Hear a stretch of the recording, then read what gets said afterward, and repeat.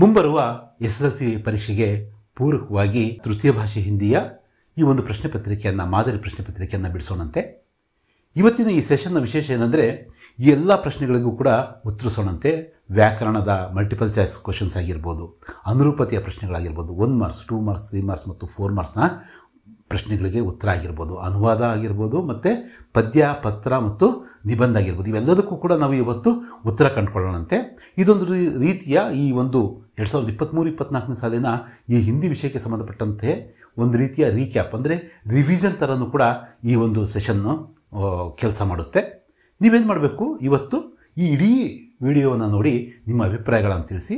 ನಿಮ್ಮ ಅಭಿಪ್ರಾಯಗಳನ್ನು ಕ್ರೋಢೀಕರಿಸಿ ಮುಂದಿನ ಒಂದು ವಿಡಿಯೋದಲ್ಲಿ ನಾವು ಅವನ್ನು ಅಡಾಪ್ಟ್ ಮಾಡ್ಕೊಳ್ತಕ್ಕಂತಹ ನಿಮ್ಮ ಸಲಹೆ ಸೂಚನೆಗಳನ್ನು ಪಾಲಿಸ್ತಕ್ಕಂತಹ ಒಂದು ಕೆಲಸವನ್ನು ಮಾಡ್ತೀವಿ. ನೀವು ತಪ್ಪದೆ ಈ ವಿಡಿಯೋವನ್ನು ಲೈಕ್ ಮಾಡಿ. ನೀವಿನ್ನೂ ನಮ್ಮ ಎಜುಕೇಷನ್ ಮುನ್ನಡೆ ಚಾನಲ್ಗೆ ಸಬ್ಸ್ಕ್ರೈಬ್ ಮಾಡ್ಕೊಳ್ಳಿದ್ರೆ ಸಬ್ಸ್ಕ್ರೈಬ್ ಮಾಡ್ಕೊಳ್ಳಿ. ಇಂತಹ ವಿವಿಧ ವಿಷಯಗಳ ಪ್ರಶ್ನೆ ಪತ್ರಿಕೆಗಳು, ಮಾಡಲ್ ಪ್ರಶ್ನೆ ಪತ್ರಿಕೆಗಳು, ಕೀ ಆನ್ಸರ್ಸು ಎಲ್ಲದರ ಕಡೆ ನಾವು ಎಲ್ಲದರ ಬಗ್ಗೆ ಚರ್ಚೆ ಮಾಡ್ತಕ್ಕಂಥ ಒಂದು ಕೆಲಸವನ್ನು ಮಾಡೋಣಂತೆ. ಇವತ್ತು ನಾವು ತಡ ಮಾಡದೆ ಏನು ಮಾಡೋಣ, ಈ ಒಂದು ಮಾಡಲ್ ಪ್ರಶ್ನೆ ಪತ್ರಿಕೆಯನ್ನು ಬಿಡಿಸುವ ಒಂದು ಕೆಲಸವನ್ನು ಮಾಡೋಣಂತೆ. ವಿತ್ ಆನ್ಸರ್ ಅಂತ ಇಲ್ಲಿ ಕೊಡಲಾಗಿದೆ. ಇಲ್ಲಿ ಟೈಮ್ ಕೊಟ್ಟಿದ್ದಾರೆ 2:45 ಗಂಟೆ ಅಂತ, ಮತ್ತು ಇಲ್ಲಿ ಅಂಕಗಳು 80. ಏನಿದೆ, निम्नलिखित प्रश्नों के लिए 4 विकल्प सुझाए गए हैं. उनमें से सही विकल्प चुनकर उसके संकेताक्षर सहित उत्तर लिखिए. ಏನು ಮಾಡಬೇಕು, ನಾವು ಇಲ್ಲಿ 4 ಮಲ್ಟಿಪಲ್ ಚಾಯ್ಸ್ ಆನ್ಸರ್ ಕೊಟ್ಟಿದ್ದಾರೆ. ನಾವು ಆ ಆನ್ಸರ್ಗಳಲ್ಲಿ ಅತ್ಯಂತ ಸರಿಯಾದಂತಹ ಒಂದು ಉತ್ತರವನ್ನು ಆರಿಸ್ಬಿಟ್ಟು, ಬರೀ ಆರಿಸ್ತಕ್ಕಂಥದ್ದಷ್ಟೇ ಅಲ್ಲ, ಅದರ ಸಂಕೇತಾಕ್ಷರ ಅಂದರೆ ಸಿ ಅಂತ ಇದೆಯಲ್ಲ, ಆ ಸಂಕೇತಾಕ್ಷರ ಸಮೇತವಾಗಿ ನಾವೇನು ಮಾಡಬೇಕು, ಉತ್ತರವನ್ನು ಬರೆಯುವ ಒಂದು ಪ್ರಯತ್ನ ಮಾಡಬೇಕು. ಮೊದಲ ಒಂದು ವ್ಯಾಕರಣ ಸಂಬಂಧಪಟ್ಟಂತಹ ಒಂದು ಪ್ರಶ್ನೆ, ವಿಶ್ವಾಸ್ ಶಬ್ದಕ ವಿಲೋಮ್ ರೂಪ ಹೈ. ವಿಶ್ವಾಸ್ ನಿಮ್ಗೆ ಗೊತ್ತಿದೆ, ಅದರ ಆಪೋಸಿಟ್ ವರ್ಡ್ ಏನು, ವಿಲೋಮ್ ರೂಪ ಅಂದರೆ ಅವಿಶ್ವಾಸ. ಸಿ ಅವಿಶ್ವಾಸ ಉತ್ತರ. श्रीमान शब्द का स्त्रीलिंग रूप है. श्रीमान शब्द का स्त्रीलिंग रूप यहाँ क्या दिया है, यहाँ श्रीमती. श्रीमती इसका उत्तर है. ಮೂರನೇ ಒಂದು ಪ್ರಶ್ನೆ ನೋಡೋಣಂತೆ. ನಿಮ್ನಲಿಖಿತ में से ಬಹುವಚನ ಶಬ್ದ है. ಇಲ್ಲಿ ಏಕವಚನ ಮತ್ತು ಬಹುವಚನಕ್ಕೆ ಸಂಬಂಧಪಟ್ಟಂತಹ ಪ್ರಶ್ನೆ ಇದು. ಇಲ್ಲಿ ನಾವು ಬಹುವಚನ ಯಾವುದು, ಕೇಲ ಏಕವಚನ, ನೌಕ ಏಕವಚನ, ಮತ್ತೆ ನೌಕ, ಬಚ್ಚ ಏಕವಚನ, ಮತ್ತು ಉಳಿದಿದ್ದು ಯಾವುದು, ಪುಸ್ತಕೆ, ಇದು ಬಹುವಚನ. ಬಿ ಪುಸ್ತಕೆ ಇದಕ್ಕೆ ಸರಿಯಾದಂತಹ ಉತ್ತರ. ದೇಖ್ನಾ ಶಬ್ದಕ ಪ್ರಥಮ ಪ್ರೇರಣಾತ್ಮಕ ಕ್ರಿಯಾರೂಪ. ದೇಖ್ನಾ ಅದಕ್ಕೆ ಪ್ರಥಮ ಪ್ರೇರಣಾತ್ಮಕ ಕ್ರಿಯಾರೂಪವನ್ನು ಕೇಳ್ತಾರೆ, ದ್ವಿತೀಯ ಪ್ರೇರಣಾತ್ಮಕ ಕ್ರಿಯಾರೂಪವನ್ನು ಕೇಳಲ್ಲ. ದೇಖ್ನಾ ದಿಖಾನಾ, ಬಿ ಇದಕ್ಕೆ ಸರಿಯಾದಂತಹ ಒಂದು ಉತ್ತರ. ಸದೈವ್ ಶಬ್ದ ಮೇ ಸಂಧಿ ಹೈ. कौन सी संधि है, वृद्धि संधि. उत्तर ये वृद्धि संधि. देश विदेश शब्द में समास है. क्या है यहाँ, ದೇಶ ವಿದೇಶ. ಯಾವಾಗ ನಾವು ಆಪೋಸಿಟ್ ವರ್ಡ್ಸು ಮತ್ತು ಅದಕ್ಕೆ 2 ಸಲ ದ್ವಂದ್ವ ಸಮಾಸು, ಅದು ಹೆಚ್ಚಾಗಿ ದ್ವಂದ್ವ ಸಮಾಸ ಮತ್ತು ದ್ವಿಗು ಸಮಾಸ ಕೇಳ್ತಾರೆ. ಇದು ದ್ವಂದ್ವ ಸಮಾಸ. ದ್ವಿಗು ಸಮಾಸನ ವಿಶೇಷ ಏನಂದರೆ, ಉದಾಹರಣೆಗೆ ದೋಪಹಾರ ಅಂತ ಇರುತ್ತೆ, ತ್ರಿನೇತ್ರ ಅಂತ ಇರುತ್ತೆ, ಅಂದರೆ ಅದರಲ್ಲಿ ನಂಬರನ್ನು ನಾವು ಕಾಣೋದಕ್ಕೆ ಸಿಗುತ್ತೆ. ಅದನ್ನು ನಾವೇನು ಮಾಡ್ಬೋದು, ದ್ವಿಗು ಸಮಾಸ ಅನ್ಬೋದು. ಈ ಥರ ರಾತ್ ದಿನ್, ದೇಶ ವಿದೇಶ್, ಈ ಥರದಕ್ಕೆ ನಾವು ದ್ವಂದ್ವ ಸಮಾಸ ಅಂತ ಕರಿಬೋದು. ಹಾಗೆಯೇ ಇಂಟರ್ನೆಟ್ ಕಾ ಮತ್ಲಬ್ ಕ್ಯಾ ಹೈ, ವಾಕ್ಯ ಮೇ ಪ್ರಯುಕ್ತ ವಿರಾಮ ಚಿಹ್ನೆ. ಇಲ್ಲಿ ಈ ಒಂದು ವಿರಾಮ ಚಿಹ್ನೆ ಇದೆ, ಯಾವುದಿದು, ಪ್ರಶ್ನವಾಚಕ. ಇದನ್ನು ನಾವೇನು ಮಾಡಬೇಕು, ಉತ್ತರ ಅಂತ ಹೇಳ್ಬಿಟ್ಟು ನಾವು ಬರೀಬೇಕು. बिचेंद्र का जन्म एक साधारण परिवार में हुआ था. ಇಲ್ಲಿ रिक्त स्थान में सही कारक, कारक ಬರೀಬೇಕು. ಮೋಸ್ಟ್ಲಿ ಕಾ, ಕಿ, ಕೆ, ಕೋ ಇವನ್ನೇ ಕೇಳ್ತಾರೆ, ಸೇ ಇವನ್ ಕೇಳ್ತಾರೆ. ಸೊ ಇದರ ಉತ್ತರ ಎ ಕಾ. ಕಾ ಅಂತಕ್ಕಂಥದ್ದು, ಇಲ್ಲಿ ಕಾ ಅಂತಕ್ಕಂಥದ್ದು ಬರಬೇಕು. ಇದು ನಿಮ್ಮ ಈ 4 ಆಪ್ಷನ್ಸ್ ಇರ್ತಕ್ಕಂತಹ 8 ಅಂಕದ MCQ ಪ್ರಶ್ನೆಗಳು. ಈಗ ನಾವು ನೆಕ್ಸ್ಟ್ ಅನುರೂಪತೆಯ ಪ್ರಶ್ನೆಗಳನ್ನು ನೋಡೋಣಂತೆ. ಅನುರೂಪತೆಯ ಪ್ರಶ್ನೆಗಳು ತುಂಬ ಈಸಿಯಾಗಿ, ಇಲ್ಲಿ ನಾವು ಮಾರ್ಕ್ಸ್ನ ಜಾಸ್ತಿ ನಾವು ಪಡ್ಕೊಳ್ತಕ್ಕಂಥದ್ದೇ ಈ MCQ ಮತ್ತು ವ್ಯಾಕರಣಕ್ಕೆ ಸಂಬಂಧಪಟ್ಟಂತಹ ಪ್ರಶ್ನೆಗಳು ಮತ್ತು ಈ ಒಂದು ಅನುರೂಪತೆಯ ಪ್ರಶ್ನೆಗಳು. ಇವನ್ನ ನೀವು ಯಾವ ಕಾರಣಕ್ಕೂ ಕೂಡ ಬಿಟ್ಟು ಬರಬಾರ್ದು. ಇದು ಕಂಪಲ್ಸರಿ ನೀವು ಇವನ್ನ ಅಟೆಂಡ್ ಮಾಡೇಬೇಕು. ಯಾಕಂದರೆ first impression is the best impression ಅಂತೇಳಿ ನಿಮ್ಮ ಇವ್ಯಾಲ್ಯುವೇಟರ್ಗೆ ಇಲ್ಲಿ ನೀವು ಯಾವಾಗ ಮಾರ್ಕ್ಸ್ಗಳನ್ನು ಹೆಚ್ಚಿನದಾಗಿ ತಗೊಳ್ತೀರೋ ಆಗ ಏನಾಗುತ್ತೆ, ಅವರಿಗೆ ನಿಮ್ಮ ಬಗ್ಗೆ ಅವರಿಗೆ ಒಂದು ಒಳ್ಳೆಯ ಇಂಪ್ರೆಷನ್ ಬೀಳುತ್ತೆ. ಇಡೀ ಒಂದು 80 ಮಾರ್ಕ್ಸಿನ ಆ ಒಂದು ಆನ್ಸರ್ ಶೀಟು ಅವರು ಇವ್ಯಾಲ್ಯುಯೇಟ್ ಮಾಡಬೇಕಾದ್ರೆ ಇದರ ಪ್ರಭಾವ ಅವ್ರ ಮೇಲೆ ಪರೋಕ್ಷವಾಗಿ ಇರುತ್ತೆ. ಇಲ್ಲೇನಿದೆ, ಇಲ್ಲಿ ಮೊದಲ ಎರಡು ಪದಗಳು ಒಂದಕ್ಕೊಂದು ಸಂಬಂಧ ಇದ್ದಾವೆ. ಗಿಲ್ಲು ಕಿ ಪ್ರಿಯಲತಾ ಸೋಂಜುಹಿ. ಅದೇ ಥರ ಗಿಲ್ಲು ಕ ಪ್ರಿಯ ಖಾದ್ಯ, ಇವೆರಡಕ್ಕೂ ಯಾವುದು? ಗಿಲ್ಲು ಕ ಪ್ರಿಯ ಖಾದ್ಯ ಯಾವುದು? ಕಾಜು. ಇಲ್ಲಿ ನಾವು ಕಾಜು ಅಂತ ಬರಿಬೇಕು. ಸರಿ, ಇಲ್ಲಿ ನೋಡ್ರಿ ಬಸಂತ್ ಅಹಿರ್ಟಿಲ. ಬಸಂತ್ ಇರ್ತಕ್ಕಂಥದ್ದು ಇಲ್ಲಿ ಅಹಿರ್ಟಿಲದಲ್ಲಿ. ಹಾಗಾದ್ರೆ ಪಂಡಿತ್ ರಾಜ್ ಕಿಶೋರ್ ಎಲ್ಲಿ ಇರ್ತಾ ಇದ್ದಾರೆ? ಅವರು ಕಿಶನ್ಗಂಜಲ್ಲಿ ಇರ್ತಾರೆ. ಕಿಶನ್ಗಂಜ್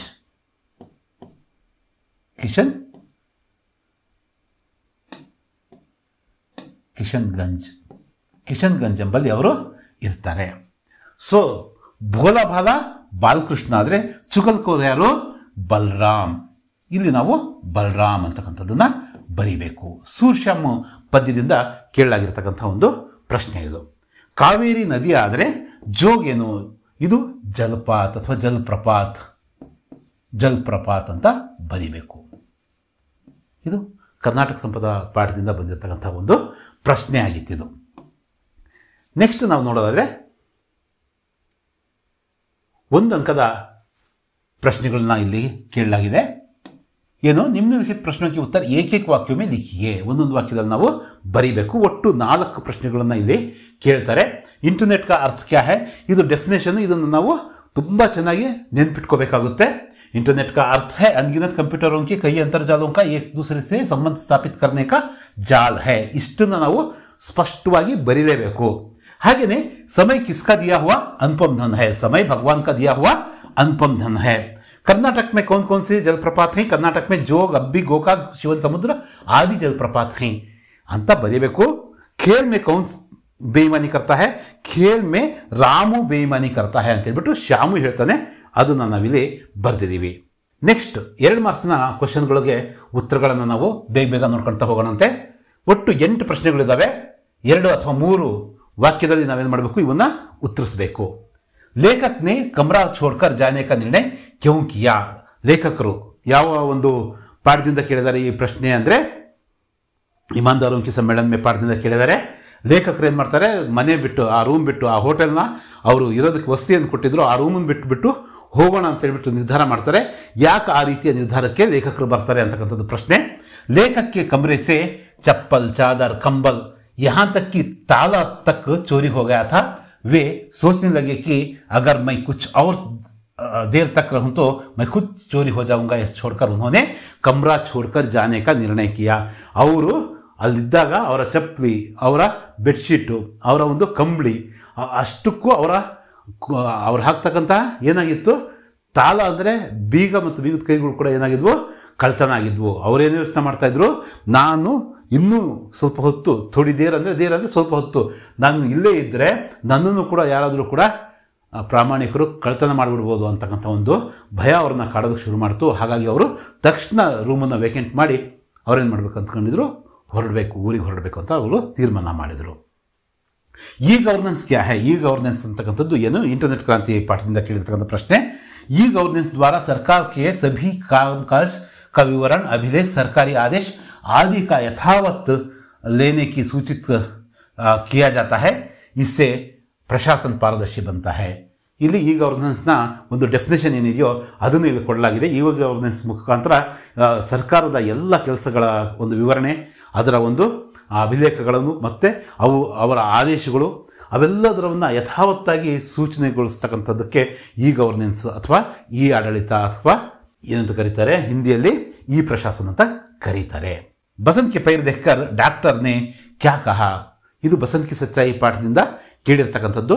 ಈ ಮೋಟಾರ್ ದುರ್ಘಟನೆಯಲ್ಲಿ ಅಂದರೆ ಆಕ್ಸಿಡೆಂಟಲ್ಲಿ ಏನಾಗಿರುತ್ತೆ? ಬಸಂತ್ನ ಒಂದು ಕಾಲು ತುಂಬ ಜಜ್ಜೋಗಿರುತ್ತೆ. ಅದನ್ನು ನೋಡಿಬಿಟ್ಟು ಡಾಕ್ಟರ್ ಏನು ಹೇಳ್ತಾರೆ? बसंत के पैर देखकर डॉक्टर ने कहा कि पैर की हड्डी टूट गई है, स्क्रीन करके देखना होगा, दूसरा पैर ठीक है पर इसे अभी अस्पताल जाना चाहिए. ಏನು ಕಾಲು ನೋಡಿಬಿಟ್ಟು ಏನಂದ್ರು? ಒಂದು ಮೂಳೆ, ಏನು ಇದು ಹಡ್ಡಿ ಅಂದರೆ ಮೂಳೆ, ಒಂದು ಕಾಲಿನ ಮೂಳೆ ಮುರಿದೋಗಿದೆ, ಇನ್ನೊಂದು ಕಾಲು ಚೆನ್ನಾಗಿದೆ, ಇನ್ನೂ ಸ್ಕ್ರೀನ್ ಮಾಡಿ ಅಂದರೆ ಎಕ್ಸ್ರೇ ತೆಗೆದು ನೋಡಬೇಕು. ಇವನಿಗೆ ತಕ್ಷಣ ಏನು ಮಾಡಬೇಕು? ಬಸಂತನನ್ನು ಆಸ್ಪತ್ರೆಗೆ ಕರ್ಕೊಂಡು ಹೋಗಬೇಕು ಅಂತ ಹೇಳ್ಬಿಟ್ಟು ಅವರು ಪಂಡಿತ್ ರಾಜ್ಕಿಶೋರ್ ಮತ್ತು ಪ್ರತಾಪ್ಗೆ ಹೇಳ್ತಾರೆ. 20ನೇ ಪ್ರಶ್ನೆ. ಆಶಿಯಾ ಅಮ್ಮಾಜಿ ಅಬ್ದುಲ್ ಕಲಾಂ ಕೋ ಖಾನೆ ಮೇ ಕ್ಯಾ ಕ್ಯಾ ದೇತಿ ಥಿ? ಇದು ಮೇರಾ ಬಚ್ಪನ್ ಪಾಠದಿಂದ ಕೇಳಿರ್ತಕ್ಕಂಥ ಒಂದು 2 ಅಂಕದ ಪ್ರಶ್ನೆ. ಆಶಿಯಮ್ಮ ಅವರು ಅಂದರೆ ಅಬ್ದುಲ್ ಕಲಾಂ ಜಿ ಅವರ ತಾಯಿಯವರು, ಅವರು ಅವರಿಗೆ ಊಟದಲ್ಲಿ ತನ್ನ ಮಗನಾದಂತಹ ಅಬ್ದುಲ್ ಕಲಾಂ ಅವರಿಗೆ ಊಟದಲ್ಲಿ ಬಾಳೆ ಎಲೆ ಹಾಸಿ ಏನೇನನ್ನು ಕೊಡ್ತಾ ಇದ್ರು ಅಂತ ಕೇಳಿದರೆ, आशी अम्मा जी अब्दुल कलाम जी को सामने केले का पत्ता बिछाकर और फिर उस पर चावल एवं सुगंधित ಇದು ಇಲ್ಲಿ ತಪ್ಪಿದೆ, सुगंधित स्वादिष्ट सांभर डालती, साथ में घर का बना अचार और नारियल की ताजी चटनी देती थी. ಏನು ಮಾಡ್ತಾ ಇದ್ರು ಅವರು, ಬಾಳೆ ಎಲೆಯನ್ನು ಹಾಸಿ ಅದ್ರ ಮೇಲೆ ಅನ್ನ, ಚಾವಲ್ ಅಂದರೆ ಅಕ್ಕಿ ಆಗುತ್ತೆ, ಅನ್ನ ಆಗುತ್ತೆ. ಇದು ರೈಸ್ ಅಂದರೂ ಕೂಡ ಅನ್ನ ಅಕ್ಕಿ ಎರಡೂ ಆಗ್ತಾವಲ್ಲ ಹಾಗೆ. ಇಲ್ಲಿ ಚಾವಲ್, ಅನ್ನ ಮತ್ತು ಸುಗಂಧಿತ ಸ್ವಾದಿಷ್ಟವಾದಂತಹ ಸಾಂಬಾರನ್ನು ಹಾಕ್ತಾಯಿದ್ರು. ಜೊತೆಗೆ ಮನೆಯಲ್ಲೇ ತಯಾರಿಸ್ತಕ್ಕಂತಹ ಉಪ್ಪಿನಕಾಯಿ ಇರ್ತಾ ಇತ್ತು ಮತ್ತು ತೆಂಗಿನ ಚಟ್ನಿ, ಕಾಯಿ ಚಟ್ನಿ ಕೂಡ ಇರ್ತಾ ಇತ್ತು. ದಿನಕರ್ ಜಿ ಕೆ ಅನುಸಾರ ಮಾನವ का सही परिचय क्या है? ದಿನಕರ್ ಜಿ ಅವರ ಪ್ರಕಾರ, ಅಂದರೆ ಅಭಿನವ್ ಮನುಷ್ಯ ಪದ್ಯದ ಒಂದು ಪ್ರಶ್ನೆ. ರಾಮಧಾರಿ ಸಿಂಗ್ ದಿನಕರ್ ಜಿ ಅವರ ಪ್ರಕಾರ ಮನುಷ್ಯನ ನಿಜವಾದ ಒಂದು ಪರಿಚಯ ಅಂದರೆ ಏನು ಅಂತಕ್ಕಂಥದ್ದು. दिनकर जी के अनुसार मानव का सही परिचय यह है, दिनकर जी इस कविता द्वारा यह संदेश देना चाहते हैं कि मानव ने प्रकृति के हर तत्व पर विजय प्राप्त कर ली है, किंतु विडंबना है यह है कि उसने स्वयं को नहीं पहचाना, अपने भाईचारों को नहीं पहचाना. प्रकृति पर विजय प्राप्त करना मनुष्य की साधना है. मानव के बीच स्नेह संबंध बांधना मानव की सिद्धि है. जो मानव दूसरे मानव से प्रेम का रिश्ता जोड़कर आपस की दूरी को मिटाए, वही मानव कहलाने के अधिकारी होगा. ದಿನಕರ್ ಜಿ ಅವರು ಈ ಅಭಿನವ ಮನುಷ್ಯ ಪದ್ಯದಲ್ಲಿ ಏನು ಹೇಳಿದ್ದಾರೆ ಅಂದರೆ, ಆತ ಪ್ರಕೃತಿಯಲ್ಲಿ ಸಾಕಷ್ಟು ಸಾಧನೆಯನ್ನು, ಭೌತಿಕ ಸಾಧನೆಗಳನ್ನು, ಲೌಕಿಕ ಸಾಧನೆಗಳನ್ನು ಮಾಡಿದಾನೆ ನಿಜ. ಅವೆಲ್ಲವೂ ಕೂಡ ಅವನು ಜಯಶಾಲಿ ಅಂತಕ್ಕಂಥದ್ದನ್ನು ಬಿಂಬಿಸ್ತಿದ್ದಾವೆ. ಆದರೆ ವಿಡಂಬನೆ ಏನಪ್ಪ ಅಂದರೆ, ಮನುಷ್ಯನಾದಂಥವನು ತನ್ನನ್ನು ತಾನು ಅಪರಿಚಿತನಾಗಿದ್ದಾನೆ. ತನ್ನೊಂದಿಗಿರ್ತಕ್ಕಂಥ ಜನರನ್ನು ಅವನು ಪ್ರೀತಿಸ್ತಾ ಇಲ್ಲ. ನಿಜವಾದ ಬುದ್ಧಿವಂತ, ನಿಜವಾದ ಪಂಡಿತ, ನಿಜವಾದ ವಿದ್ವಾಂಸ ಯಾರಪ್ಪ ಅಂದರೆ, ಯಾರು ಮನುಷ್ಯನ ನಡುವೆ ಸ್ನೇಹದ, ಪ್ರೀತಿಯ, ವಿಶ್ವಾಸದ ಒಂದು ಬಾಂಧವ್ಯವನ್ನು ಯಾರು ಹೊಂದುತ್ತಾರೋ, ಆ ಥರ ಇಷ್ಟ ಅಂತ ಹೇಳಿದ ನೋಡ್ರಿ, ಆ ಥರದ ಪ್ರೀತಿಯ ಸಂಬಂಧವನ್ನು ಯಾರು ಹೊಂದಿರ್ತಾರೋ ಅವರೇ ನಿಜವಾದ ಮನುಷ್ಯನಾಗೋದಕ್ಕೆ ಲಾಯಕ್ಕು. ಆತನನ್ನು ನಾವು ಮನುಷ್ಯ ಅಂತ ಒಪ್ಕೋಬೋದು. ಅದು ಮನುಷ್ಯನ ಸಿದ್ಧಿ ಅಂತ ಈ ಒಂದು ಪದ್ಯದಲ್ಲಿ ಮನುಷ್ಯನ ನಿಜವಾದ ಪರಿಚಯವನ್ನು ಯಾರು ನಮ್ಮ ರಾಮಧಾರಿ ಸಿಂಗ್ ದಿನಕರ್ ಅವರು ಕೊಟ್ಟಿದ್ದಾರೆ. ಅದನ್ನು ನಾವಿಲ್ಲಿ ಬರೀಬೇಕು. ಲೇಖಿಕಾನೇ ಗಿಲ್ಲು ಕೆ ಪ್ರಾಣ ಕೈಸೆ ಬಚಾಯೆ? ಗಿಲ್ಲು ಪಾಠದ ಒಂದು ಪ್ರಶ್ನೆ. ಲೇಖಕಿಯಾದಂತಹ ಮಹಾದೇವಿ ವರ್ಮಾ ಅವರು ಹೇಗೆ ಗಿಲ್ಲುವಿನ ಪ್ರಾಣವನ್ನು ಉಳಿಸಿದ್ರು ಅಂತಕ್ಕಂಥದ್ದು ಪ್ರಶ್ನೆ.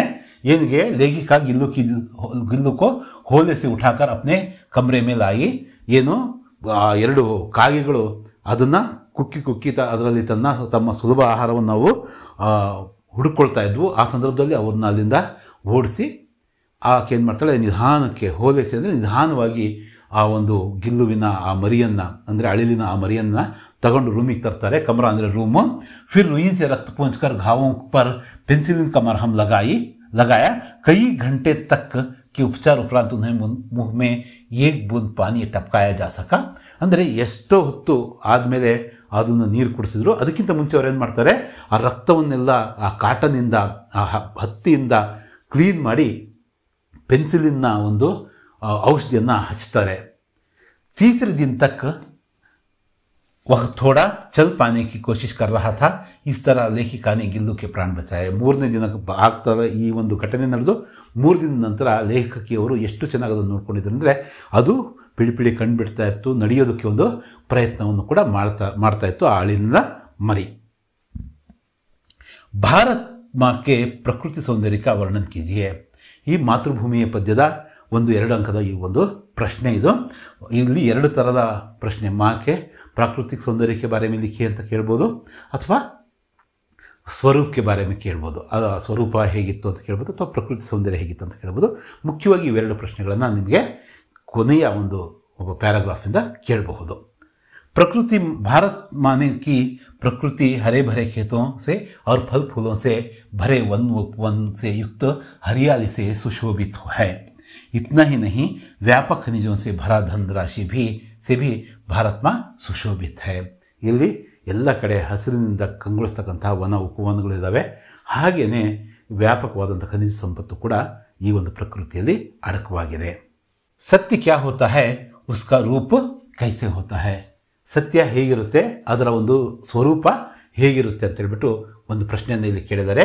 ಸತ್ಯ ಭೋಲಾ ಭಾಲ अपनी आंखों से जो देखा बिना नमक मिर्च लगाए बोल दिया वही सत्य है दृष्टि का प्रतिबिंब ज्ञान की प्रतिलिपि आत्मा की वाणी ही इसका ರೂಪ है ಇಲ್ಲಿ ಏನು ಕೇಳಿದರೆ 2 ಅಂಕದ ಆಕ್ಚುಲಿ ನಾನು ಇಟ್ಟದಿಂದ 2 ಪ್ರಶ್ನೆಗಳನ್ನು ಕೇಳ್ತಾರೆ. ಒಂದು ಶನಿ ಸಬ್ಸೆ ಸುಂದರ ಗ್ರಹ ಇಂದ ಒಂದು ಪ್ರಶ್ನೆ, ಇನ್ನೊಂದು ಸತ್ಯಕ್ಕೆ ಮಹಿಮಾ ಮತ್ತು ನಾಗರಿಕ ಕರ್ತವ್ಯದಿಂದ ಒಂದೊಂದು. ನೀವು ಅಟ್ಲೀಸ್ಟ್ ಶನಿ ಸಬ್ಸೆ ಸುಂದರ ಗ್ರಹ ಒಂದು ಪ್ರಶ್ನೆ ಮತ್ತು ಈ ಸತ್ಯಕ್ಕೆ ಮಹಿಮಾದಿಂದ ಇನ್ನೊಂದು ಪ್ರಶ್ನೆಯನ್ನು ನೀವು ಓದ್ಕೊಳ್ಳೇಬೇಕು. ಇವೆರಡು ಪೂರಕ ವಾಚನದಿಂದ ಇವೆರಡು ಪಾಠಗಳನ್ನಾದರೂ ನೀವು ಕನಿಷ್ಠ ಓದಬೇಕು. 3ರಲ್ಲಿ 2 ಅಂತೂ ಓದಲೇಬೇಕು. ಶನಿ ಸಬ್ಸೆ ಸುಂದರ ಗ್ರಹ ಅದು ಮಸ್ಟ್ ಅಂಡ್ ಶುಡ್. ಇಲ್ಲಿ ಏನು ಕೇಳಿದರೆ ಸತ್ಯ ಅಂತಕ್ಕಂಥದ್ದು ಏನು, ಅದರ ರೂಪ ಹೇಗಿರುತ್ತೆ ಅಂತ. ಸತ್ಯ ಅಂತಕ್ಕಂಥದ್ದು ತುಂಬ ಮುಗ್ಧತೆಯಿಂದ ಕೂಡಿರುತ್ತೆ.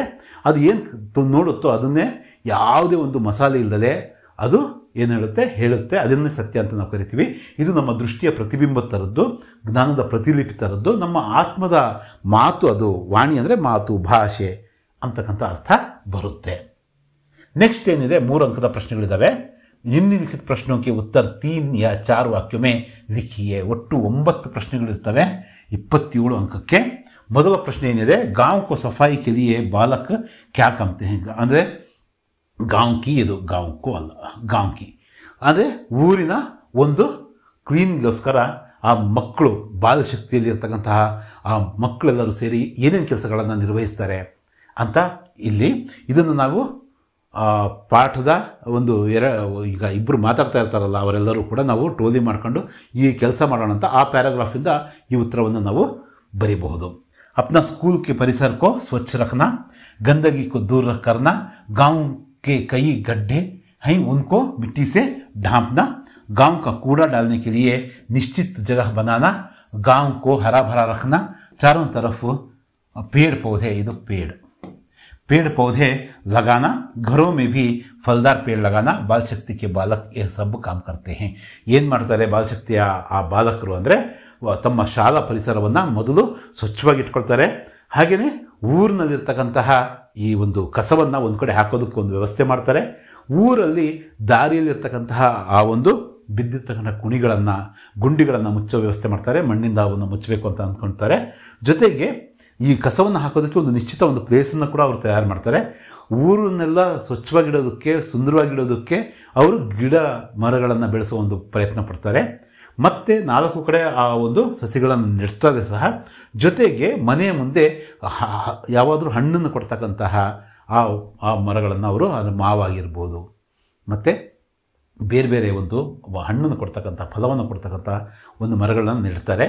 ಈ ಎಲ್ಲ ಕೆಲಸಗಳನ್ನು ಮಾಡಿಬಿಟ್ಟು ಆ ಒಂದು ಊರನ್ನು ಆದರ್ಶ ಗ್ರಾಮವನ್ನಾಗಿ ಅವರು ತಿದ್ದಿಟ್ಟಿರ್ತಾರೆ.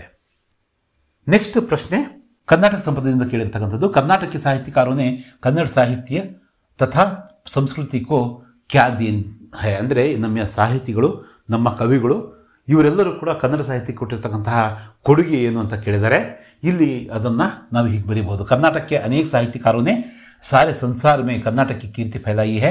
वचनकार बसवण्णा क्रांतिकारी समाज सुधारक थे. अक्का महादेवी, अलम प्रभु, सर्वज्ञ जैसे अनेक संतों ने प्रेम दया और धर्म की सीख दी है. पुरंदरदास, कनकदास आदि कवियों ने भक्ति और नीति के गीत गाए हैं. पंप, रन्न, पुन्न, हरिहर, राघवांक आदि कवियों ने कन्नड़ साहित्य को समृद्ध किया है. अब तक कर्नाटक के 8 साहित्यकारों ने ज्ञानपीठ पुरस्कार मिल चुकी है. यह कन्नड़ भाषा, साहित्य, संस्कृति और कर्नाटक के लिए गौरव का विषय है. ಇಲ್ಲಿ ನಮ್ಮ ಕನ್ನಡದ ಸಾಹಿತ್ಯಕಾರರು ಕರ್ನಾಟಕದ ಕೀರ್ತಿಯನ್ನು ಇಡೀ ಜಗತ್ತಿಗೆ ಪಸರಿಸೋ ಥರ ಒಂದು ಕೆಲಸವನ್ನು ಮಾಡಿದ್ದಾರೆ. ವಚನಕಾರರಾದಂಥ ಬಸವಣ್ಣ ಅವರು ಕ್ರಾಂತಿಕಾರಕವಾದಂತಹ ಸಮಾಜ ಸುಧಾರಕರಾಗಿದ್ದರು. ಅಕ್ಕ ಮಹಾದೇವಿಯವರು, ಸರ್ವಜ್ಞವರು ಮತ್ತು ಅಲ್ಲಮಪ್ರಭು ಇವರೆಲ್ಲರೂ ಕೂಡ ಪ್ರೀತಿ, ದಯೆ, ಕರುಣೆ, ಧರ್ಮ ಇದಕ್ಕೆ ಸಂಬಂಧಪಟ್ಟಂತಹ ವಚನಗಳನ್ನು ರಚನೆ ಮಾಡಿಬಿಟ್ಟು ನಮ್ಮ ಜನರಲ್ಲಿ ಆ ಒಂದು ಗುಣಗಳನ್ನು ಬಡಿದೆಬ್ಬಿಸುವ ಒಂದು ಕೆಲಸವನ್ನು ಮಾಡಿದ್ದಾರೆ. ಪುರಂದರದಾಸರು, ಕನಕದಾಸರು ಇವರು ಭಕ್ತಿ ಮತ್ತು ನೀತಿ ಸದಾಚಾರದ ಗೀತೆಗಳನ್ನು ಹಾಡಿದ್ದಾರೆ. ಪಂಪ, ರನ್ನ, ಪೊನ್ನ, ಈ ಹರಿಹರ, ರಾಘವಾಂಕ ಇಂತಹ ಆದಿ ಕವಿಗಳು ಏನು ಮಾಡಿದ್ದಾರೆ, ನಮ್ಮ ಕನ್ನಡ ಸಾಹಿತ್ಯವನ್ನು ಸಮೃದ್ಧಿಗೊಳಿಸುವಂಥ ಕೆಲಸವನ್ನು ಮಾಡಿದ್ದಾರೆ. ಇಲ್ಲಿಯವರೆಗೂ ನಮಗೆ ಕನ್ನಡ ಭಾಷೆ ಅಥವಾ ಕರ್ನಾಟಕದ ಒಟ್ಟು 8 ಸಾಹಿತಿಗಳಿಗೆ ಜ್ಞಾನಪೀಠ ಪ್ರಶಸ್ತಿ ಸಿಕ್ಕಿದೆ. ಕುವೆಂಪು ಅವರಿಂದ ಹಿಡಿದು ನಮ್ಮ ಚಂದ್ರಶೇಖರ್ ಕಂಬಾರ್ ಅವರು ವರೆಗೂ ಕೂಡ ಇವರೆಲ್ಲರೂ ಕೂಡ ಇದೆಲ್ಲವೂ ಕೂಡ ಕನ್ನಡ ಭಾಷೆ, ಸಾಹಿತ್ಯ ಮತ್ತು ಸಂಸ್ಕೃತಿಗೆ ಮತ್ತು ನಾಡಿನ ಎಲ್ಲರಿಗೂ ಕೂಡ ಒಂದು ಗೌರವದ ವಿಷಯ ಆಗಿದೆ. ಕೃಷ್ಣ ಅಪ್ನಿ ಮಾತಾ ಯಶೋಧ ಕೆ ಪ್ರತಿ ಕ್ಯೂ ನಾರಾಜ್ ಹೈ.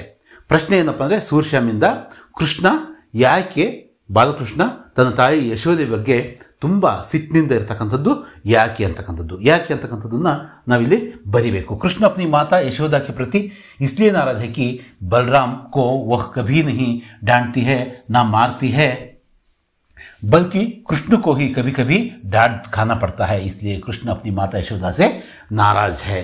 ಇಲ್ಲಿ ಕೃಷ್ಣನ ದೃಷ್ಟಿಯಲ್ಲಿ ಯಶೋದೆ ಯಾವತ್ತೂ ಕೂಡ ಬಲರಾಮನಿಗೆ ಸಿಟ್ಟಾಗೋದಾಗಲಿ ಬೈಯೋದಾಗಲಿ ಮಾಡೋಲ್ಲ. ಯಾವಾಗಾದರೂ ಕೂಡ ಒಂದೊಂದು ಸಲ ಕೃಷ್ಣನಿಗೆ ಆಕೆ ಗದರಿಸ್ತಕ್ಕಂಥದ್ದು, ಬೆಣ್ಣೆ ಕದ್ದು ಹೇಳ್ಬಿಟ್ಟು ಆ ಒಂದು ಹೆದರಿಸ್ತಕ್ಕಂಥದ್ದು ನಡೆಯುತ್ತೆ. ಕೃಷ್ಣ ಇದೇ ಒಂದು ವಿಷಯಕ್ಕೆ ಇಷ್ಟೊಂದು ತೊಂದರೆ ಕೊಡ್ತಕ್ಕಂಥ ತನಗೆ ಯಾರು ಬಲರಾಮನಿಗೆ ನೀನು ಒಂದ್ಸಲ ಕೂಡ ಸಿಟ್ಟಾಗಲ್ಲ ಅಮ್ಮ ಅಂತ ಹೇಳ್ಬಿಟ್ಟು ಆತ ತನ್ನ ತಾಯಿಯ ಬಗ್ಗೆ ಮುನ್ಸ್ಕೊಂಡಿರ್ತಕ್ಕಂಥದ್ದು ಆ ಕಾರಣ. ದಕ್ಷಿಣಿ ಶಿಖರ್ ಪರ್ ಚढ़ते समय बिचेंद्र के अनुभव के बारे में लिखिए. ಅಂದರೆ ದಕ್ಷಿಣದ ಆ ಒಂದು ಶಿಖರವನ್ನು ಏರಬೇಕಾದ್ರೆ ಮಹಿಳಾಕಿ ಸಾಹಸಗಾಥಾ ಪಾಠದ ಈ ಒಂದು ಪ್ರಶ್ನೆ, ಬಿಚೇಂದ್ರಿ ಪಾಲ್ ಅವರು ಅವರ ಅನುಭವಗಳು ಏನು, ಆ ತಂಡಕ್ಕಾದಂತಹ ಅನುಭವಗಳೇನು ಅಂತಕ್ಕಂಥದ್ದು. दक्षिणी शिखर के ऊपर हवा की गति बढ़ गई थी. उस ऊंचाई पर तेज हवा के झोंके भुरभुरे बर्फ के कणों को चारों तरफ उड़ा रहे थे, जिससे कुछ दिखाई नहीं दे रहा था. उन्होंने देखा कि थोड़ी दूर तक कोई ऊंची चढ़ाई नहीं है. ढलान एकदम सीधी नीचे चली गई है. उनकी सांसें एकदम रुक गई थी. उन्हें लग रहा था कि सफलता बहुत नज़दीक है. 23 मई 1984 के दिन दोपहर 1:07 पर वे एवरेस्ट की चोटी पर खड़े थे ಅಥವಾ ಖಡಿ ಥಿ.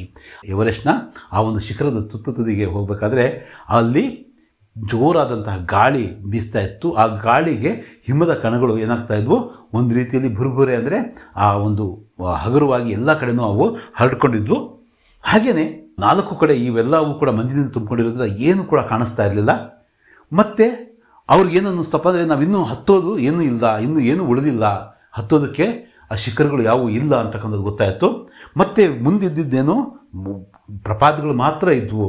ಢಲಾನ್ ಅಂದರೆ ತುಂಬ ಇಳಿಜಾರಂಥ ಪ್ರದೇಶ ಮಾತ್ರ ಅಲ್ಲಿದ್ದಿದ್ದು.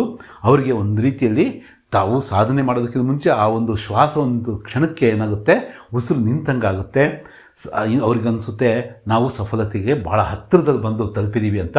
ಹಾಗೆ ಅವರು ತಲುಪ್ತಾರೆ. ಯಾವಾಗ ಮೇ 23, 1984 ಮಧ್ಯಾಹ್ನ 1:07 ಸರಿಯಾಗಿ ಅವರು ಎವರೆಸ್ಟ್ನ ತುದಿಯನ್ನು ಮುಟ್ಟಿ ಈ ಒಂದು ದಾಖಲೆಯನ್ನು ಬರೀತಾರೆ. ಭಾರತದ ಪ್ರಥಮ ಮಹಿಳೆ ಎವರೆಸ್ಟ್ನ ಏರಿದ ಅಂತಕ್ಕಂಥ ದಾಖಲೆಯನ್ನು ಬಿಚೇಂದ್ರ ಪಾಲ್ ಅವರು ಬರೀತಾರೆ. ಅದನ್ನು ನಾವಿಲ್ಲಿ ಬರೆದಿದ್ದೀವಿ. ಮುಂದಿನ ಪ್ರಶ್ನೆಯನ್ನು ನಾವು ನೋಡೋದಾದರೆ 29ನೇ ಪ್ರಶ್ನೆ, ವಿಡಿಯೋ ಕಾನ್ಫರೆನ್ಸ್ಗೆ ಬಾರೆ ಮೇ ಲಿಖಿಯೇ. ಇದು ಕೂಡ ಒನ್ಸ್ ಅಗೇನ್ ಯಾವುದು ಇಂಟರ್ನೆಟ್ ಕ್ರಾಂತಿ ಪಾಠದ ಪ್ರಶ್ನೆ. एक जगह बैठकर दुनिया की कई देशों के प्रतिनिधियों के साथ 8-10 दूरदर्शन के पर्दे पर चर्चा कर सकते हैं. एक ही कमरे में बैठकर विभिन्न देशों के रहने वाले लोगों के साथ विचार विनिमय किया जा सकता है. ಇಲ್ಲಿ ಏನನ್ನು ಕೊಟ್ಟಿದ್ದಾರೆ ಅಂದರೆ, ಒಂದೇ ಕಡೆ ನಾವು ಕೂತ್ಕೊಂಡು ವಿವಿಧ ದೇಶಗಳ ಪ್ರತಿನಿಧಿಗಳ ಜೊತೆಗೆ 8-10 ದೂರದರ್ಶನದ ಅಥವಾ ಟಿ ವಿ ಪರದೆಗಳ ಮೇಲೆ ನಾವೇನು ಮಾಡ್ಬೋದು, ಇಂಟ್ರ್ಯಾಕ್ಟ್ ಮಾಡ್ಬೋದು, ಚರ್ಚೆ ಮಾಡ್ಬೋದು. ಹಾಗೆಯೇ ಒಂದು ರೂಮಲ್ಲಿ ಕೂತ್ಕೊಂಡು, ಕಮರೆ ಮೇಲೆ ಬೇಟ್ಕರ್ ಅಂದರೆ ಒಂದು ರೂಮಲ್ಲಿ ಕೂತ್ಕೊಂಡು ಬೇರೆ ಬೇರೆ ದೇಶದ ಡೆಲಿಗೇಟ್ಸ್ ಹತ್ರ, ಅವರ ಮುಖ್ಯಸ್ಥರ ಹತ್ರ ಒಟ್ಟು ಕೂತ್ಕೊಂಡು ನಾವೇನು ಮಾಡ್ಬೋದು, ವಿಚಾರ ವಿನಿಮಯವನ್ನು ಕೂಡ ನಾವು ಮಾಡ್ಬೋದು ಅಂತ ಹೇಳ್ಬಿಟ್ಟು ಇಲ್ಲಿ ಕೊಟ್ಟಿದ್ದಾರೆ. ಹಾಗೆಯೇ ಸಮಯ ಕಾ ಸದುಪಯೋಗ ಕೈಸೆ ಕರ್ನಾ ಚಾಹಿಯೇ. ಇದು ಸಮಯ ಕಿ ಪಹಚಾನ್ ಪದ್ಯದಿಂದ ಕೇಳಿರ್ತಕ್ಕಂತಹ ಒಂದು ಬಹುಮುಖ್ಯವಾದಂಥ ಪ್ರಶ್ನೆ.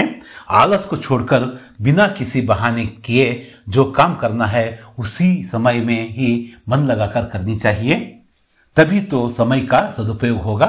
समय के महत्व को समझकर हमें काम में लग जाना चाहिए. ನಾವೇನು ಮಾಡಬೇಕು, ಸಮಯದ ಮಹತ್ವವನ್ನು ಅರಿತು ಕೆಲಸದಲ್ಲಿ ನಾವು ತೊಡಗಿಸ್ಕೋಬೇಕು. ಯಾವುದೇ ಈ ಒಂದು ಆಲಸ್ಯ ಅಂತಕ್ಕಂಥದ್ದು, ಸೋಮಾರಿತನ ಅಂತಕ್ಕಂಥದ್ದು ಮಾಡಲೇಬಾರ್ದು. ಯಾವ ಒಂದು ನೆಪವನ್ನು ಕೂಡ, ಬಹಾನ ಅಂದರೆ ನೆವ ಹುಡ್ತಕ್ಕಂಥ ಕೆಲಸವನ್ನು ಮಾಡಬಾರ್ದು. ಮನಸ್ಸು ಕೊಟ್ಟು ಸಮಯದ ಅಂದರೆ ಯಾವ ಸಮಯದಲ್ಲಿ, ಈಗ ನಿಮಗೆ ಓದಬೇಕಾದಂಥ ಸಮಯ, ಈಗ ನಾವು ಓದಬೇಕು, ಬೇರೆ ವಿಷಯಗಳ ಬಗ್ಗೆ ನಾವು ಆಲೋಚನೆ ಮಾಡಬಾರ್ದು ಅಂತಕ್ಕಂಥ ಮಾತನ್ನು ಹೇಳಿ ಮತ್ತೆ ಸಮಯವನ್ನು ಸದುಪಯೋಗ ಮಾಡ್ಕೋಬೇಕು ಈ ರೀತಿ ಅಂತೇಳ್ಬಿಟ್ಟು ಈ ಪದ್ಯದಲ್ಲಿ ಕವಿಗಳು ಹೇಳ್ತಾ ಇದ್ದಾರೆ. ಅದನ್ನು ನಾವಿಲ್ಲಿ ಬರೆದಿದ್ದೀವಿ. नेक्स्ट प्रश्न सह इल्ली ईमानदारों के सम्मेलन में पाठದ ಪ್ರಶ್ನೆ मंत्री तथा कार्यकर्ताओं के बीच क्या चर्चा हुई ಅಂತ ಕೇಳಬೇಕಿದ್ದು. क्या चर्चा हुई ಅಂದರೆ ಯಾವ ಚರ್ಚೆ ನಡೆಯಿತು, ಅಲ್ಲಿರ್ತಕ್ಕಂತಹ ಸಚಿವರು ಯಾರು, ಆ ಕಾರ್ಯದರ್ಶಿಗಳು, ಸಮ್ಮೇಳನದ ಒಂದು ಆ ಸಂಘಟಿಸಿರ್ತಕ್ಕಂಥ ವ್ಯವಸ್ಥಾಪಕ ಸಂಘಟನೆಯ ಕಾರ್ಯದರ್ಶಿಗಳು ಮತ್ತು ಅಲ್ಲಿಯ ಕಾರ್ಯಕರ್ತರ ಮಧ್ಯದಲ್ಲಿ ನಡೆದಂತಹ ಮಾತುಕತೆಯನ್ನು ನಾವು ಬರಿಬೇಕು. ತುಮ್ ಕ್ಯಾ ಕರ್ತೆ ಹೋ, तुम्हारे रहते चोरियां हो रही हैं, यह ईमानदार सम्मेलन है, बाहर यह चोरी की बात फैल गई तो कितनी बदनामी होगी. ನೋಡ್ರಿ, ಇಲ್ಲಿ ಪ್ರಾಮಾಣಿಕರ ಒಂದು ಸಮ್ಮೇಳನ ನಡೀತಾ ಇದೆ. ಇಂಥ ಸಂದರ್ಭದಲ್ಲಿ ಬೇರೆ ಬೇರೆ ಡೆಲಿಗೇಟ್ಸ್ನ ಒಂದು ವಸ್ತುಗಳು ಕಳವಾಗ್ತಾ ಇದ್ದಾವೆ. ಇದು ಹೊರಗಡೆ ಗೊತ್ತಾದರೆ ಏನಾಗುತ್ತೆ, ಎಷ್ಟು ಒಂದು ನಮ್ಮ ಹೆಸರು ಕೆಡುತ್ತೆ. ಬದ್ನಾಮಿ ಅಂದರೆ ಹೆಸರು ಕೆಡ್ತಕ್ಕಂಥ ಎಷ್ಟು ಕೇಡು ನಮ್ಮ ಒಂದು ಈ ಒಂದು ಕಾರ್ಯಕ್ರಮಕ್ಕೆ ಅಥವಾ ಸಂಘಟನೆಗೆ ಅಂತ ಅವರು ಹೇಳ್ತಾರೆ. ಆಗ ಕಾರ್ಯಕರ್ತರು ಹೇಳ್ತಾರೆ, ಹಮ್ ಕ್ಯಾ ಕರೆ, ನಾವೇನು ಮಾಡೋದು, ಅಗರ್ ಸನ್ಮಾನೀಯ ಡೆಲಿಗೇಟ್ ಯಹಾ ವಹಾ ಜಾಯೆ ತೋ ಹಮ್ ಉನ್ಹೇ ರೋಕ್ ಸಕ್ತೆ ಹೇ. ತೋ ಮಂತ್ರಿ ಏನು ಹೇಳ್ತಾರೆ, ಅವರು ಮೈ ಪುಲಿಸ್ಕೋ ಬುಲಾಕರ್ ಯಹಾ ಸಬ್ಕಿ ತಲಾಶಿ ಕರ್ವಾತಾ ಹೂँ. ಅವರೇನು ಮಾಡ್ತಾರೆ, ನಾವೇನು ಮಾಡೋಣ, ಇಲ್ಲಿರ್ತಕ್ಕಂಥ ಹೋಟೆಲ್ ರೂಮ್ಗಳಲ್ಲಿ ಈ ಬಂದಿರತಕ್ಕಂತಹ ಅತಿಥಿಗಳೇ ಅಂದರೆ ಪ್ರಾಮಾಣಿಕರ ಸಮ್ಮೇಳನಕ್ಕೆ ಬಂದಿರತಕ್ಕಂಥವ್ರು ದೊಡ್ಡ ಪ್ರಾಮಾಣಿಕರು, ಅವರು ಆ ಕಡೆ ಈ ಕಡೆ ಓಡಾಡಿದರೆ ನಾವು ಅವ್ರನ್ನ ತಡೆಯೋಕ್ಕಾಗುತ್ತಾ ಸಾಮಾನ್ಯ ಕಾರ್ಯಕರ್ತರಾಗಿ ಅಂತ ಹೇಳಿದಾಗ ಇವರು ಸಿಟ್ಟಿನಿಂದ ಕಾರ್ಯದರ್ಶಿಗಳೇನು ಹೇಳ್ತಾರೆ, ನಾನು ಪೊಲೀಸರನ್ನ ಕರೆಸಿ ಎಲ್ಲರ ಒಂದು ಚೆಕ್ ಮಾಡಿಸ್ತೀನಿ, ಎಲ್ಲರ ತಲಾಶೆ ಅಂದರೆ ಎಲ್ಲರನ್ನೂ ಕೂಡ ನಾನು ತನಿಖೆಗೊಳಪಡಿಸ್ತೀನಿ ಅಂತ ಹೇಳ್ತಾರೆ. ಆಮೇಲೆ ಲೇಖಕರು ಬಂದು ಅವ್ರನ್ನ ಸಮಾಧಾನ ಮಾಡ್ತಾರೆ, ಅದು ಬೇರೆ ವಿಷಯ. नेक्स्ट, दोहे का भावार्थ अपने शब्दों में लिखिए. तुलसी साथी विपत्ति के विद्या विनय विवेक साहस सुकृति सुसत्य व्रत राम भरोसे एक. ಇದು ತುಳಸಿಗೆ ದೋಹೆಯಿಂದ ಕೇಳಿರ್ತಕ್ಕಂಥ ಒಂದು ದೋಹ. ಏನು ಮಾಡಬೇಕು, ನಾವು ಮೊದಲು ತುಳಸಿದಾಸರ ಹೆಸರನ್ನು ನಾವು ಬರಿಬೇಕು. तुलसीदास कह रहे हैं कि मनुष्य पर जब विपत्ति पड़ती है तब विद्या विनय विवेक साथ निभाते हैं, उसी प्रकार हमारी साहस प्रवृत्ति सत्यनिष्ठता सत्कर्म और एक राम पर विश्वास भी हमें विपत्ति के संदर्भ में काम आते हैं. ನಮ್ಮ ಈ ವಿದ್ಯೆ ವಿನಯ ವಿವೇಕ ಹಾಗೆಯೇ ನಮ್ಮಲ್ಲಿರ್ತಕ್ಕಂಥ ಸಾಹಸದ ಒಂದು ಗುಣ, ಹಾಗೆಯೇ ನಮ್ಮಲ್ಲಿರ್ತಕ್ಕಂತಹ ಸತ್ಕರ್ಮಗಳು, ಮತ್ತು ನಾವು ಸತ್ಯವ್ರತಗಳಾಗಿದ್ದರೆ ನಾವು ಸತ್ಯ ಹೇಳಿರ್ತಕ್ಕಂತಹ ಮಾತು, ಇವೆಲ್ಲವೂ ಕೂಡ ನಮಗೆ ನಮ್ಮ ಮತ್ತು ಒಬ್ಬ ರಾಮನಲ್ಲಿ ನಮ್ಮ ವಿಶ್ವಾಸ, ಅಟಲವಾದಂಥ ವಿಶ್ವಾಸ, ಆ ನಂಬಿಕೆ, ಇವೆಲ್ಲವೂ ಕೂಡ ನಮಗೆ ವಿಪತ್ತಿನ ಸಂದರ್ಭದಲ್ಲಿ ನಮ್ಮ ಸಹಾಯಕ್ಕೆ ಬರ್ತವೆ ಅಂತಕ್ಕಂಥದ್ದು ಈ ಒಂದು ಪದ್ಯದ ಭಾವಾರ್ಥ. ಇದನ್ನು ಬರೆದಂಥವರು ಕವಿ ತುಳಸಿದಾಸರು. ಗದ್ಯಾಂಶ ಅನುವಾದ ಕನ್ನಡ ಯಾ ಅಂಗ್ರೇಜಿ में कीजिए, ಕನ್ನಡ ಅಥವಾ ಇಂಗ್ಲೀಷಲ್ಲಿ ಇದನ್ನು ಏನು ಮಾಡಬೇಕು, ಅನುವಾದ ಮಾಡಬೇಕು. दुकानदार ने तराजू उठाई और अपने नौकर से बोला, सुनो आधा सेर कश्मीरी सेब निकाल कर चुन कर लाना ಅಂತ. ಏನು ಅಂಗಡಿಯವನು ಏನು ಹೇಳ್ತಾನೆ, ತಕ್ಕಡೆಯನ್ನು ತಂದು ಹೇಳ್ದ, ನೋಡು ಇವರಿಗೆ ಅರ್ಧ ಸೇರು ಅಥವಾ ಅರ್ಧ KG ಕಾಶ್ಮೀರಿ ಸೇಬನ್ನು ತಂದ್ಕೊಂಬ, ಆರಿಸ್ಕೊಂಡು ಬಾ ಒಳ್ಳೆಯವನ ಅಂತ ನಾವು ಅಂದ್ಕೋಬೇಕು, ಅಥವಾ ಆರಿಸ್ಕೊಂಬರ್ಬೇಕು ಅಂತಕ್ಕಂಥದ್ದು ಅದು ಯಾವ ಕೋಡ್ ವರ್ಡೋ ನೀವು ಕಾಶ್ಮೀರಿ ಸೇಬ್ ಪಾಠವನ್ನು ಓದಿದ್ರೆ ನಿಮ್ಗೆ ಅರ್ಥ ಆಗುತ್ತದು. ನೆಕ್ಸ್ಟ್ ಪ್ರಶ್ನೆ ಬಂದು, ನಿಮ್ನಲಿಖಿತ ಪ್ರಶ್ನೋं के उत्तर 5-6 ವಾಕ್ಯ में लिखिए. ಇಲ್ಲಿ 5-6 ವಾಕ್ಯದಲ್ಲಿ ಬರೀಬೇಕು. 4 ಅಂಕದ ಪ್ರಶ್ನೆಗಳಿವು. ಮತ್ತು ಮೊದಲ ಪ್ರಶ್ನೆ, ಬಸಂತ್ ಏಕ್ ಇಮಾನ್ದಾರ್ ಲಡ್ಕಾ ಹೈ ಕೈಸೆ ಸಮझाइए, ಅಥವಾ ಬಸಂತ್ ಭೀಕ್ ನಹಿ ಮಾಂಗ್ತಾ ಉಸ್ಕೆ ಬಾರೆ ಮೇ ಲಿಖಿಯೇ.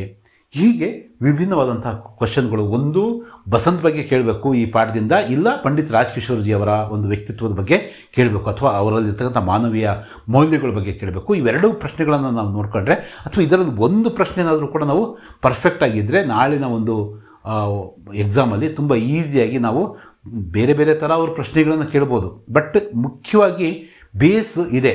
ಒಂದು ಯಾರ ವ್ಯಕ್ತಿತ್ವ, ಪಂಡಿತ್ ರಾಜ್ಕಿಶೋರ್ ಅವರ ವ್ಯಕ್ತಿತ್ವ, ಇಲ್ಲ ಬಸಂತ್ನ ಒಂದು ವ್ಯಕ್ತಿತ್ವ. ಈ ಎರಡು ವ್ಯಕ್ತಿತ್ವಗಳಲ್ಲಿ ಒಂದು ವ್ಯಕ್ತಿತ್ವನಾದರೂ ಕೂಡ ನಾವು ಪರ್ಫೆಕ್ಟಾಗಿ, ಕನಿಷ್ಠ ನಾನು ಹೇಳ್ತಾ ಇರೋದು, ಗರಿಷ್ಠ ಅಲ್ಲ, ಗರಿಷ್ಠ ಎಲ್ಲ ಓದ್ಕೋಬೇಕು. ಇಡೀ ಪಾಠವನ್ನೇ ನಾವು ತಿಳ್ಕೊಂಡಿರಬೇಕು.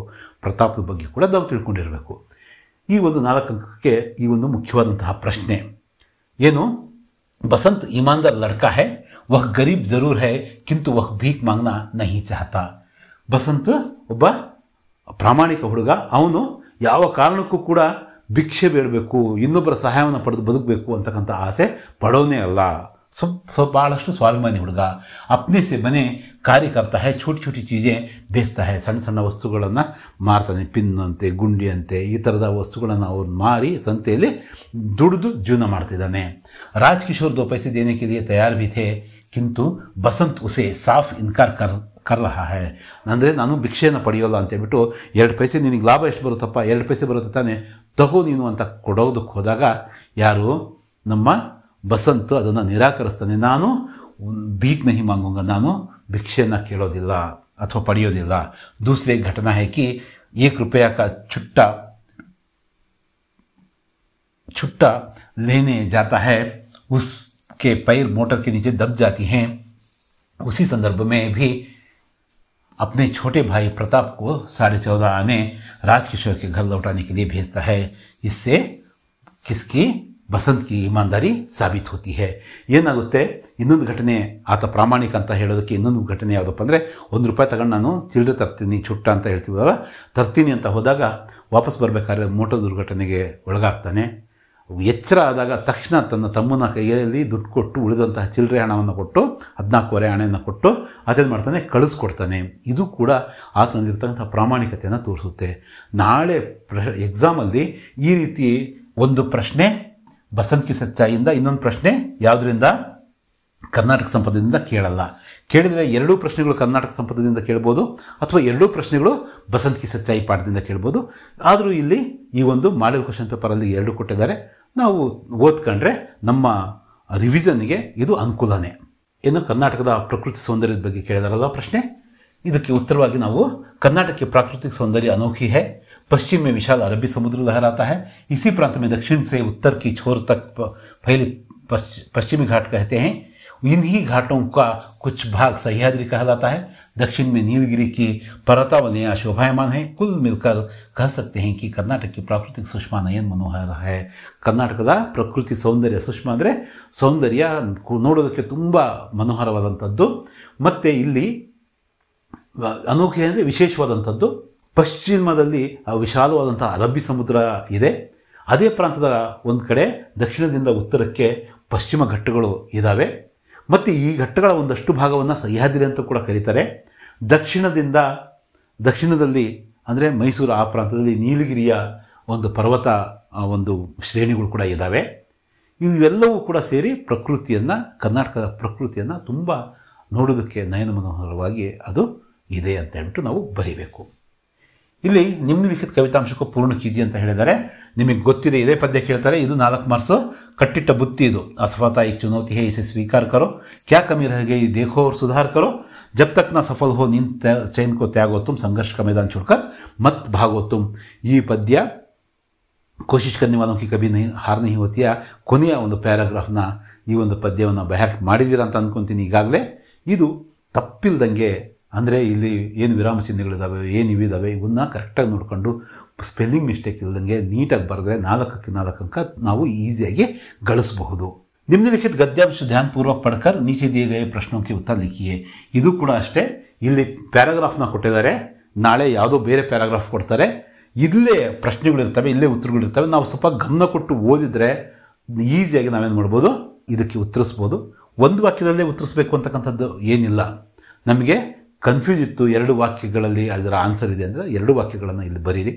ಸಾಧ್ಯವಾದಷ್ಟು ಅರ್ಥ ಮಾಡ್ಕೊಂಡು ಬರೆದ್ರೆ ಈಸಿಯಾಗಿ ನಾವು ಈ ಒಂದು ಅಂಕಗಳನ್ನು ನಾವು ಪಡ್ಕೋಬಹುದು ಈ ಪ್ಯಾರಾಗ್ರಾಫ್ನ ಈ ಪ್ರಶ್ನೆಗಳಲ್ಲಿ. ಹಾಗೆಯೇ ನಾವು ಕೊನೆಯ ಹಂತಕ್ಕೆ ಬಂದು ತಲುಪಿದ್ದೀವಿ. 4 ಅಂಕದ ಇನ್ನೊಂದು ಪ್ರಶ್ನೆ ಯಾವುದಪ್ಪ ಅಂದರೆ ನಿಬಂಧ. ಇಲ್ಲಿ ನಾವು 12ರಿಂದ 15 ವಾಕ್ಯಗಳಲ್ಲಿ ಒಂದು ಪ್ರಬಂಧವನ್ನು, ಎಸ್ಸೆ ರೈಟಿಂಗ್ ಅಂತೀವಲ್ಲ, ಅದನ್ನು ನಾವು ಬರಿಬೇಕು. ಇಲ್ಲಿ ನಾಗರಿಕ ಕರ್ತವ್ಯ ಅಂತೇಳ್ಬಿಟ್ಟು ನಮ್ಮ ಪಠ್ಯಪುಸ್ತಕದಲ್ಲಿ ಒಂದಷ್ಟು ಪ್ರಬಂಧಗಳನ್ನು ಕೊಟ್ಟಿದ್ದಾರೆ. ಅದರಲ್ಲಿ ಒಂದನ್ನಂತೂ ಕೇಳ್ತಾರೆ ಕಂಪಲ್ಸರಿ. ಇಲ್ಲಿ ಅವರೇ ಒಂದು ಈ ಹೆಡ್ಲೈನ್ಗಳನ್ನು ಕೊಟ್ಟಿರ್ತಾರೆ, ಸೈಡ್ ಹೆಡ್ಲೈನ್ಗಳನ್ನು. ಒಂದು ನಾಗರಿಕನ ಅರ್ಥ ಏನು, ಆ ಕರ್ತವ್ಯ ಮತ್ತು ಲಕ್ಷಣಗಳೇನು, ಮತ್ತು ನಾಗರಿಕ ಮತ್ತು ಸರ್ಕಾರದ ಮಧ್ಯದಲ್ಲಿರ್ತಕ್ಕಂತಹ ಆ ಸಂಬಂಧಗಳೇನು, ಮತ್ತು ಇದು ನಿಷ್ಕರ್ಷೆ, ಕೊನೆಗೆ ಉಪಸಂಹಾರ ಅಂತಕ್ಕಂಥದ್ದು. ಇದನ್ನು ನಾವು ನೀಟಾಗಿ ಬರಿಬೇಕು. ನಮ್ಮ ಪಾಠದ ಹಿಂದ್ಗಡೆ ಇರತಕ್ಕಂಥದ್ದು ಒಂದು ಪ್ರಶ್ನೆಯನ್ನು ಕಂಪಲ್ಸರಿ ಕೇಳ್ತಾರೆ. ಅದನ್ನಾದರೂ ನಾವು ನೋಡ್ಕೋಬೋದು, ನಾಗರಿಕ ಕರ್ತವ್ಯ ಇನ್ನಿತರೆ ಒಂದು ನಿಬಂಧಗಳನ್ನು. ಹಾಗೆಯೇ ಈಗ ತತ್ಕಾಲದಲ್ಲಿ ಈಗ ಇರ್ತಕ್ಕಂತಹ ಕರೆಂಟ್ ಸಿಚುಯೇಷನ್ಗೆ ಸಂಬಂಧಪಟ್ಟಂತಹ ಸ್ವಚ್ಛ ಭಾರತ್ ಅಭಿಯಾನ, ಅಥವಾ ಪಾಠದಿಂದ ಆದರೆ ಇಂಟರ್ನೆಟ್ ಕ್ರಾಂತಿ, ಈ ಒಂದು ಇದರಿಂದನೂ ಕೂಡ ಕೇಳ್ಬೋದು. ಅಥವಾ ಕರ್ನಾಟಕದ ಕರ್ನಾಟಕ ಸಂಪದ ಪಾಠ ಇದೆಯಲ್ವ, ಅದಕ್ಕೆ ಪೂರಕವಾಗಿ ಕೂಡ ಒಂದು ಪ್ರಶ್ನೆಯನ್ನು ನೀವು ನಿಬಂಧಕ್ಕೆ ಸಂಬಂಧಪಟ್ಟಂಥ ಒಂದು ಪ್ರಶ್ನೆ ಕೇಳ್ಬೋದು.